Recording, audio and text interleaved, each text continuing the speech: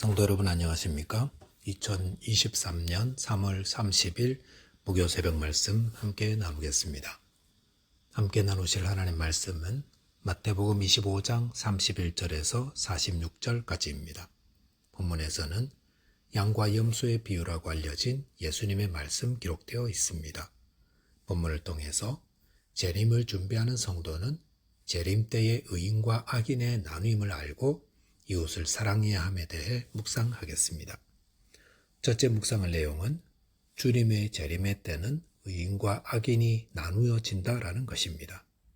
본문 31절에 보시면 인자가 자기 영광으로 모든 천사와 함께 올 때에 자기 영광의 보좌에 앉으리니라고 하였습니다.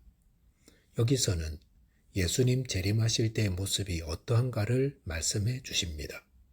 그 모습을 요약한다면 영광입니다. 예수님은 자기 영광으로 모든 천사와 함께 오신다 했습니다. 근데 그 모습이 어떠하겠습니까? 우리는 천사 하나만 나타나도 그 영광에 압도되어 두려움으로 무너질 수밖에 없습니다. 그런데 예수님은 그 모든 천사보다 더 영광스러운 분이십니다. 히브리서 1장 4절에 보시면 예수님은 천사보다 훨씬 뛰어나신 분이라 하였습니다. 그런 예수님이 모든 천사를 데리고 오신다 했습니다. 한두 천사도 아니고 모든 천사를 다 데리시고 오시는 예수님의 모습은 가히 상상할 수도 없습니다. 그 예수님은 예수님의 영광의 보좌에 앉으신다 했습니다. 재림하실 때 예수님의 모습, 그것은 초림하실 때 마국간에 태어나셨던 그 초라한 모습이 아닙니다. 예수님은 영광으로 충만한 모습 때문에 모든 민족들이 그 앞에서 엎드려 경배할 수밖에 없는 분으로 오십니다. 본문 32절, 33절에 보시면 모든 민족을 그 앞에 모으고 각각 구분하기를 목자가 양과 염소를 구분하는 것 같이 하여 양은 그 오른편에 염소는 왼편에 두리라 라고 하였습니다. 여기 보시면 영광의 보좌에 앉으신 예수님은 모든 민족을 그 앞에 모으고 각각 양과 염소를 구분하듯 구분하신다 하였습니다.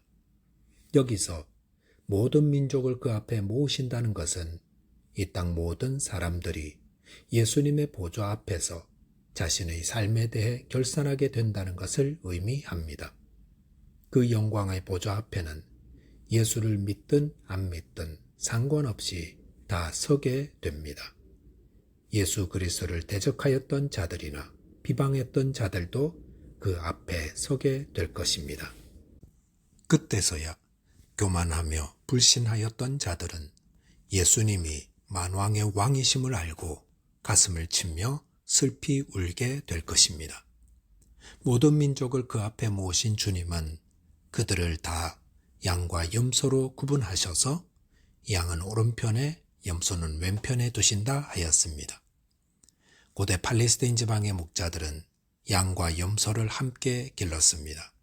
그 이유는 간혹 맹수가 나타나면 양들은 당황하여 서로 몰리게 되는데 그러다가 압사할 위험이 있습니다.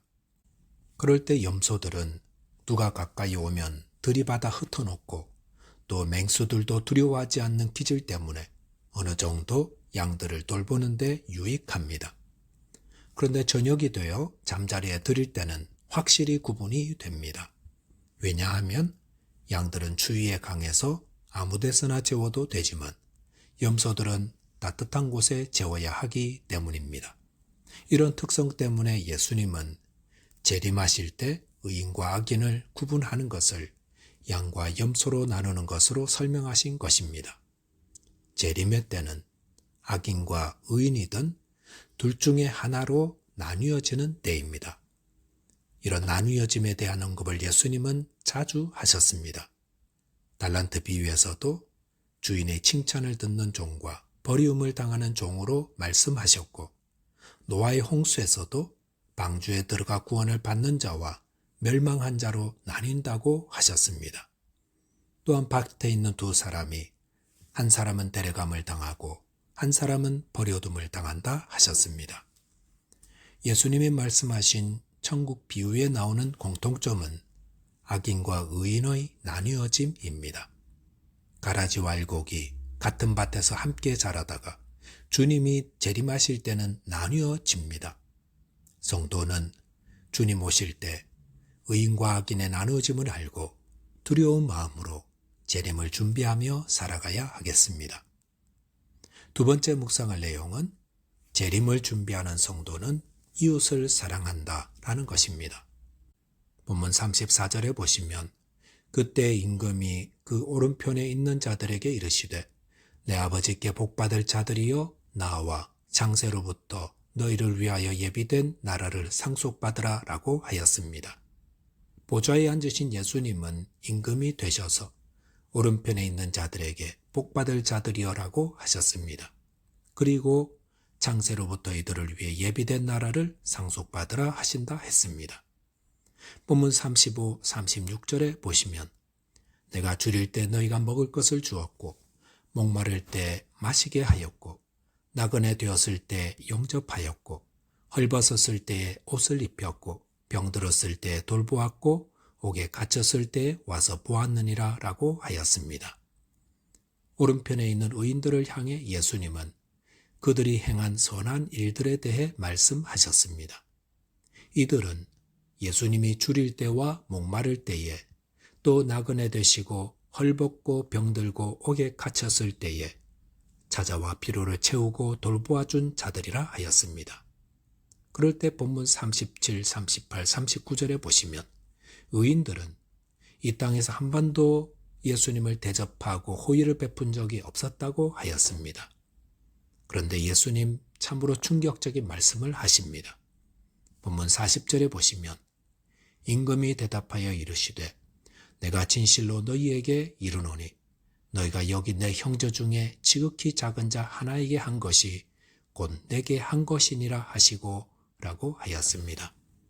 임금 되신 예수님은 여기 내 형제 중에 지극히 작은 자 하나에게 한 것이 곧 내게 한 것이니라 라고 하셨습니다.